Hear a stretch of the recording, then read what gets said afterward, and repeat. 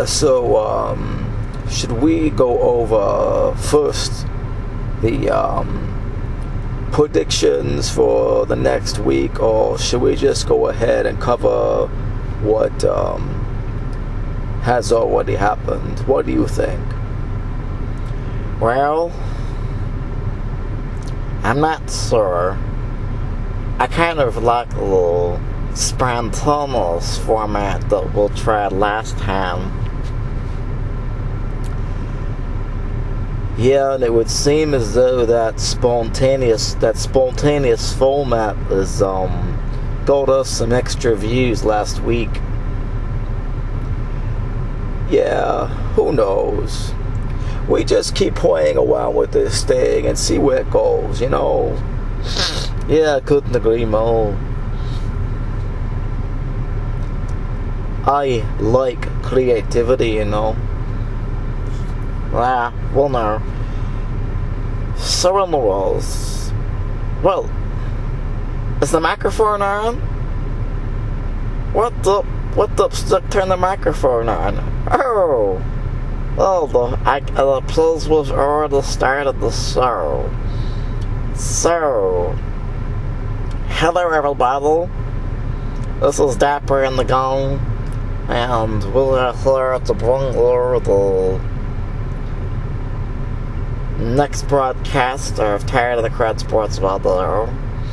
And, well, here we are. So, what's the first topic to do, Fudd?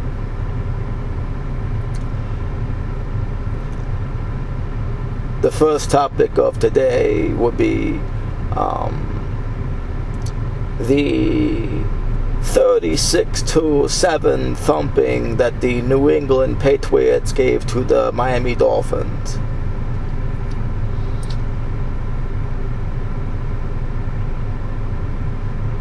Yeah, I like that New England team. Although I personally prefer the climate the Dolphins play in, you know. But I'm not bad fans of the Patriots. They're a pretty good team, aren't they? Yep. They're a pretty good team.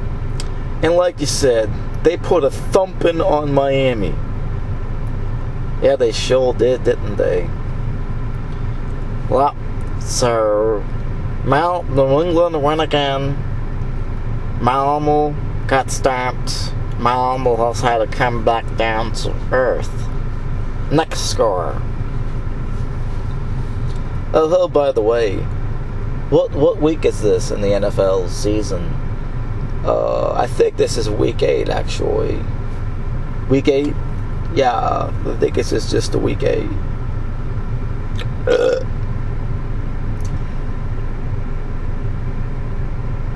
So the next score is Kansas City versus Detroit. This was a game that was played in London. And again, another thumping. This time at the hands of the Chiefs. Detroit. Oh, I can hardly even pronounce that word. Kansas City thumped Detroit 45-10, John. I know what my name is.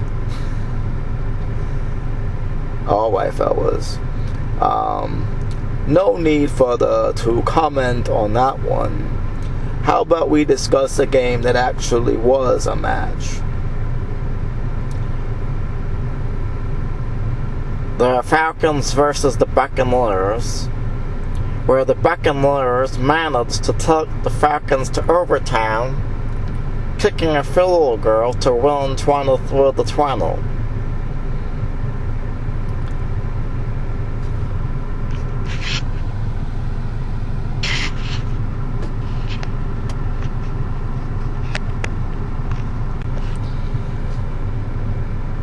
Yeah, and this Buccaneers team that managed to hand the Falcons their second loss actually. I don't think that this should cause anybody to think that Jameis Winston is somehow proven himself to be not a draft bust.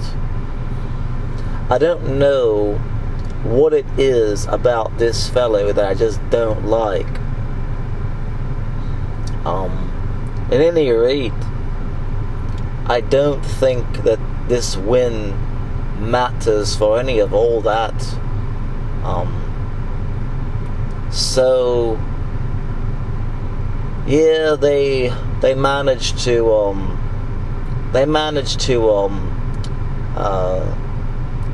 take the Falcons to overtime and kick the winning field goal, but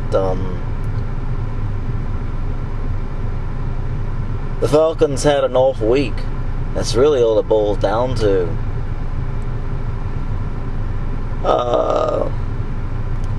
I don't know. I think that it's still too early to tell, but I think the character issues. Whenever we talk about the Buccaneers, we always talk about the character issues of Jameis Winston, and I just think that he is a self-destructive person, and it may not have completely caught up with him yet, but I do envision him hitting a wall very soon, and he will end up going in the wrong direction, and it's only a matter of time before he gets into trouble with the law. But that's for another topic for another time. Not on this show, of course.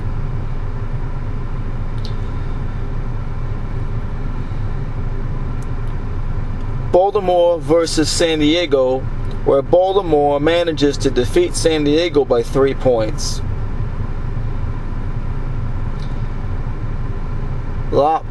And this was a situation where the Ravens kicked a field goal on the last possession of the game, getting lucky, saving themselves from a 1-6 record. From 1-7, saving themselves from a bigger pit than they would have otherwise been in. Either way, the Ravens' season is over before it even started.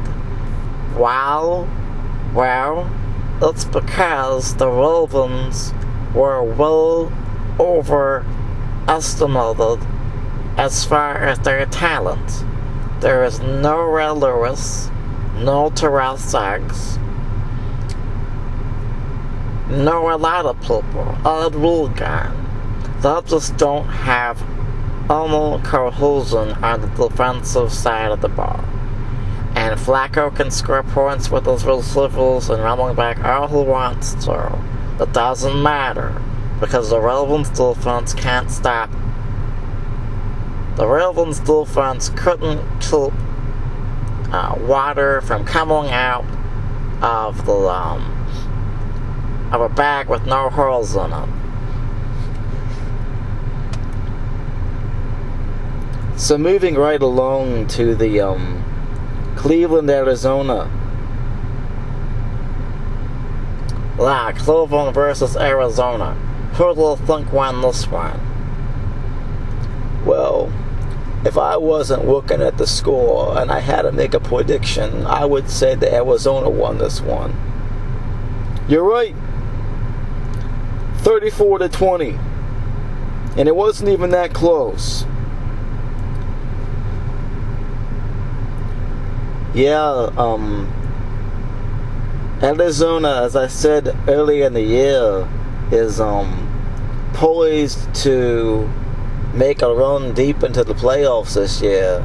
Carson Palmer is having an unbelievable season, and I think that Arizona is going to end up crossing paths with the Seahawks and will knock them off. I don't foresee the Seahawks making it back to the Super Bowl this year.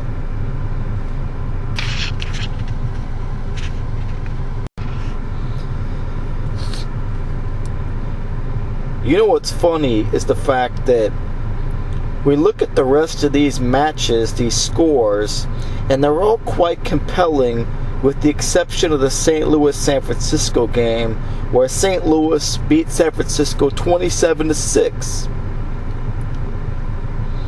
But New Orleans and the New York Giants ran up the score on each other, 52-49. One score after the other, and it really came down to who had the ball last.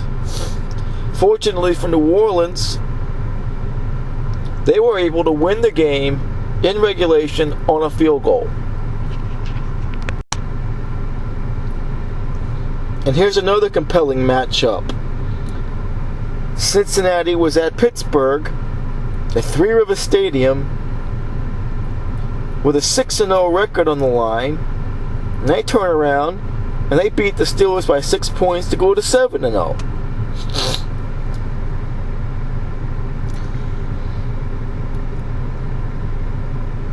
Yeah, and the thing about this particular game was I actually like the city of Cincinnati and Pittsburgh, and it's a shame that one of these two teams had to lose, but Cincinnati has been a surprise so far. I don't think anybody expected for Andy Dalton to have a bad year. He certainly has had a good year so far, but so far he hasn't choked. So far his issues of the past with the weak arm strength, that sort of thing, hasn't caught up with him yet. Yeah, and the reason why it hasn't caught up with him yet is because he hasn't really played in a windy stadium. The fortunes of the Bengals will start to go asunder when the December, January games come along and he has to throw the ball through heavier wind and cold air, and he just does not necessarily have the arm strength to get the ball into those narrow windows that he has to get the ball to his receivers. I think Matt Ryan and Drew Brees both have the same problem, which is why they are able to win at home in their dome stadium, but they have a harder time winning on the road in December, January.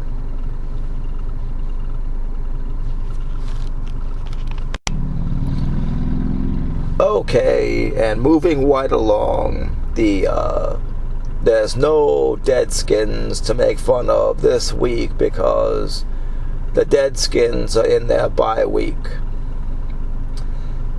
Well, they're in their bye week, but Dallas and Seattle were not. John? 13-12 was the score this one, and I don't think I really watched this game at all.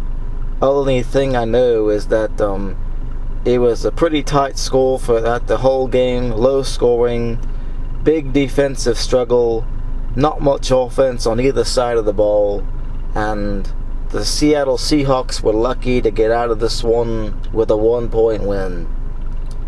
Yep, Seattle barely escaped Dallas with a 1-point win, but that's not the big story. The big story is the fact that without Romo, each of the last 5 weeks,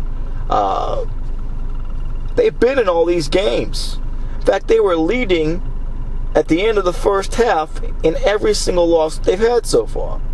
A couple of these games, I think, went to overtime, and this one, although it was decided in regulation, was won on the last play of the game. So what say you about that?